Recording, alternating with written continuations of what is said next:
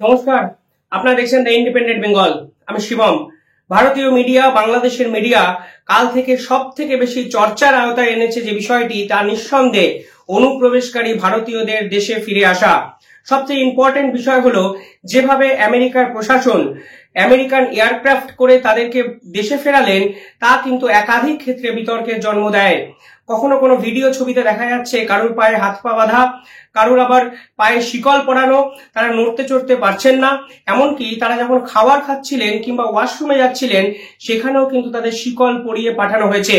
মনে রাখতে হবে, এই ভিড়ের মধ্যে কিন্তু অসংখ্য মহিলা এবং শিশু অনেকেই ছিলেন।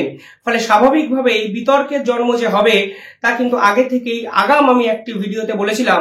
যখন এরা দেশে ফিরবেন, একাধিক মিডিয়া কিন্তু এগুলো প্রচারের আলোতে নিয়ে আসবে। বিভিন্ন মত এই প্রসঙ্গে কিন্তু উঠে এসছে। আমি দুটো মতই আপনাদের সামনে রাখতে চাই, এবং সব থেকে গুরুত্বপূর্ণ যে প্রশ্নটা আজকের এই প্রতিবেদনে আমি আপনাদের করতে চাই, যেভাবে আমেরিকা ভারতীয়দের পাঠালো, ভারত সরকারেরও কি উচিত নয়, যারা বাংলাদেশ থেকে দিনের পর দিন অনুপ্রবেশকারী হয়ে ভারতবর্ষে ঢুকছেন এবং ফলস ডকুমেন্ট তৈরি করে ভোট ব্যাংকে সামিল হয়ে যাচ্ছেন, তাদেরকে ঠিক একইভাবে ভারতীয় সম্পদ ব্যবহার করা থেকে বঞ্চিত করে বাংলাদেশে পাঠিয়ে দেওয়া?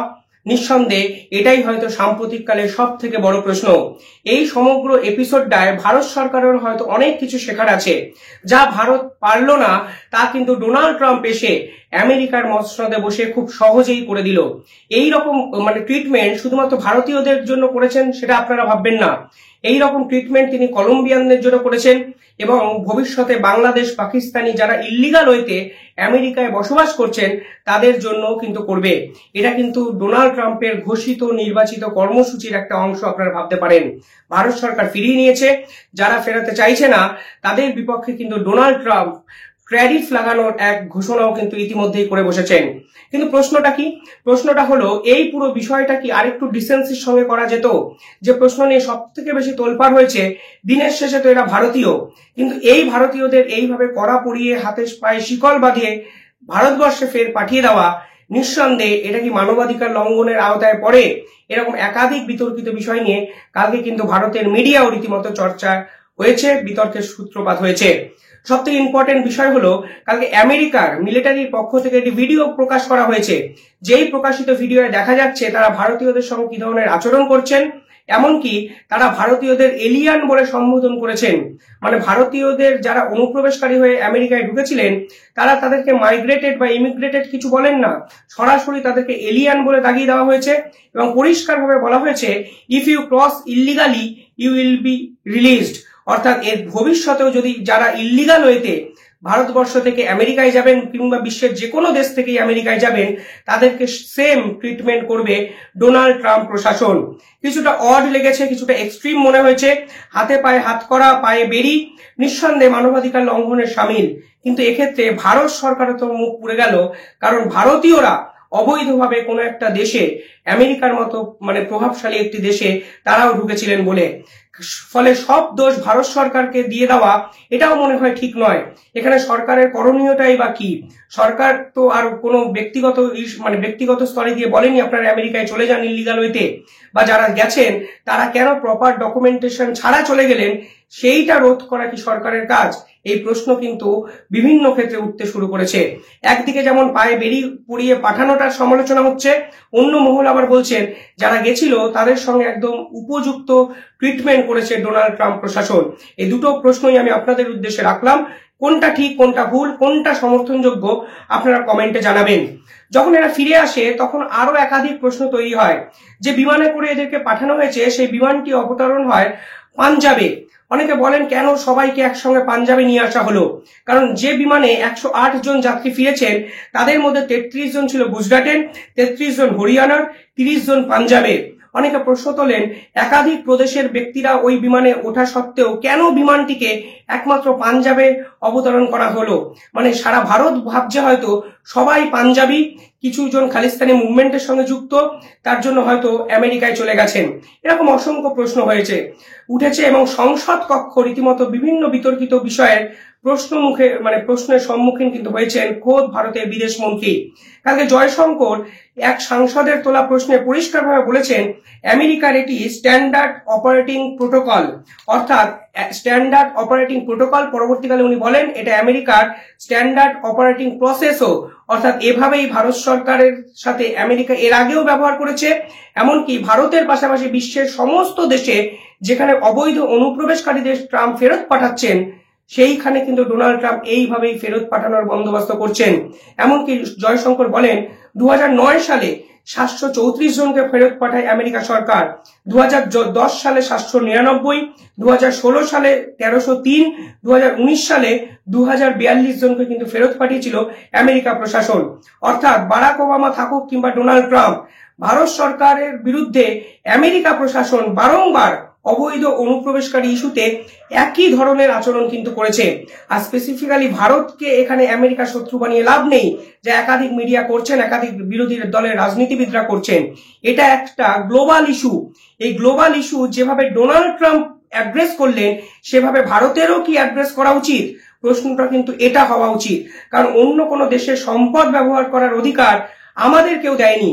অর্থাৎ আমি ইচ্ছা করলে পৃথিবীর যে কোনো একটা দেশে অবৈধভাবে ঢুকে যাব, সেই দেশের সুযোগ সুবিধা ভোগ করব এবং সেই দেশটিকে আমার নিজের দেশ ভেবে সেখানে বসবাস করব।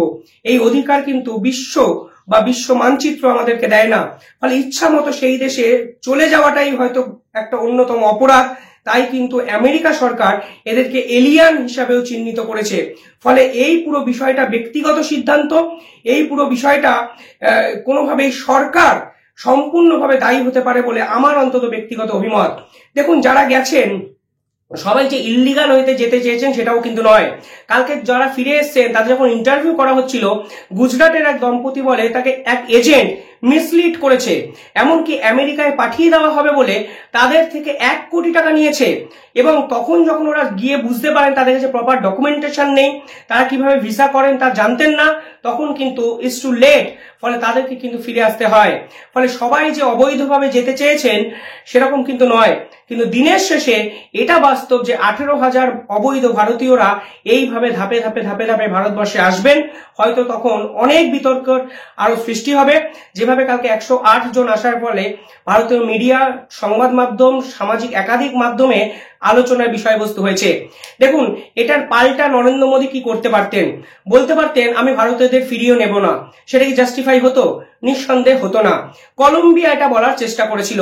কলম্বিয়া বলে আপনি আমাদের নাগরিকদের এইভাবে হাত পায়ে বেরিয়ে পড়িয়ে আমাদের দেশে কেন পাঠাচ্ছেন? কলম্বিয়ার প্রেসিডেন্ট বা মিনিস্ট্রি যারাই আছেন তারা এটাও বলেছিলেন আমেরিকার বিমানকে আমরা কলম্বিয়ার মাটিতেই নামতে দেব না, এবং তারা কিন্তু সেটিই করেন। ফলে সেই বিমান কিন্তু ওই অনুপ্রবেশকারীদের নিয়ে আমেরিকায় ফিরে যান। ফলে ডোনাল্ড ট্রাম্প তাদের উপর 25% ট্যারিফ লাগানোর ঘোষণা করে দেন। বলে কেন তুমি ফিরিয়ে নিলে না? তোমার দেশের নাগরিক আমার দেশের সম্পদ কেন ব্যবহার করবে? ফলে ডোনাল্ড ট্রাম্প যখন 25% ট্যারিফ লাগানোর ঘোষণা করে দিচ্ছিলেন, তখন আবার কলম্বিয়া প্রশাসন তাদেরকে ফিরিয়ে নেওয়ার একটা উদ্যোগ দেখান।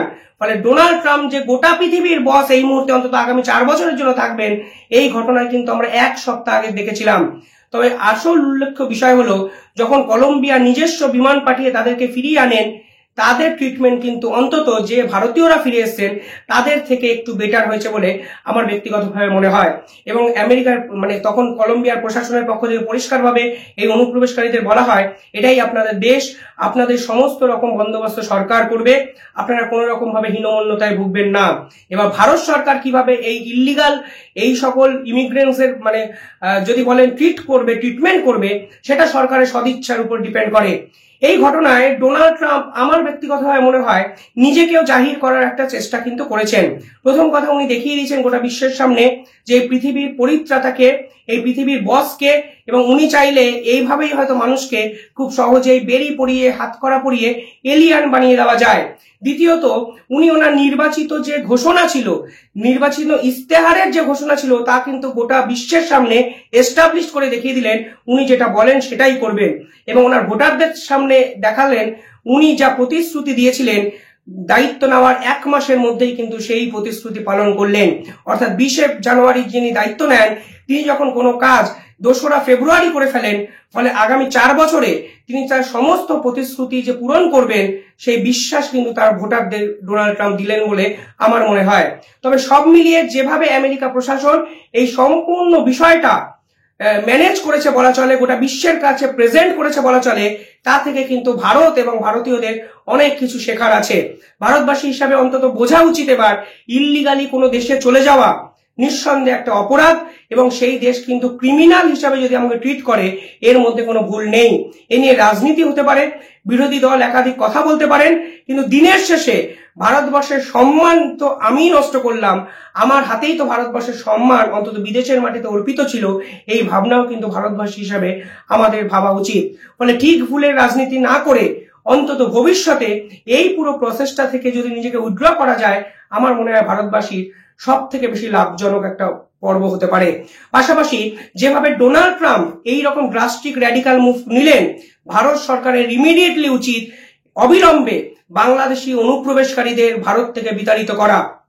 এবং কালকে সংসদ কক্ষে যখন জয়শঙ্কর বক্তৃতা দিচ্ছিলেন, আমি এক্সপেক্ট করেছিলাম ভারত সরকার হয়তো এই ধরনের কোনো ঘোষণা করবেন, কারণ যারা বাংলাদেশ থেকে অনুপ্রবেশকারী ভারতে ঢুকছেন তারা শুধুমাত্র ভারতের সম্পদ নষ্ট করছেন না, তারা দিনের পর দিন ভারত বিরোধী চক্রান্তে সামিল হচ্ছেন। কালকে শুনলাম অস্ত্র পাওয়া গেছে এক বাংলাদেশের কোনো এক নাগরিকের বাড়ি থেকে, সেইফ আলী খানের মতো অভিনেতাদের আক্রমণ করে ফেলছেন এই বাংলাদেশিরা। ফলে দিনের পর দিন ভুয়ো আধার কার্ড, ভুয়ো ভোটার কার্ড বানিয়ে ভারতের মাটিকে ব্যবহার করে ভারতকে বিভাজন করার চক্রান্ত করছেন এই অনুপ্রবেশকারী বাংলাদেশিরা। মুম্বাই বলুন, মহারাষ্ট্র বলুন, একাধিক শহরে, পুনে, বাংলা, পশ্চিমবঙ্গ, মুর্শিদাবাদ, কোচবিহার, যত রকম অনুপ্রবেশের ঘটনা ঘটে তার 100% মানে বাংলাদেশি অনুপ্রবেশকারী। এই বাংলাদেশি এবং রোহিঙ্গা যেভাবে ভারতের এই কাঁটাতার পেরিয়ে অবৈধভাবে ভারতে ঢোকে, ভারত সরকারের অবিলম্বে উচিত ডোনাল্ড ট্রাম্পের থেকেও ভয়ঙ্কর উপায়ে এদেরকে দেশছাড়া করা। এবার মোহাম্মদ ইউনূস এদেরকে ফিরিয়ে নেবেন কি নেবেন না সেটা তাদের ব্যাপার।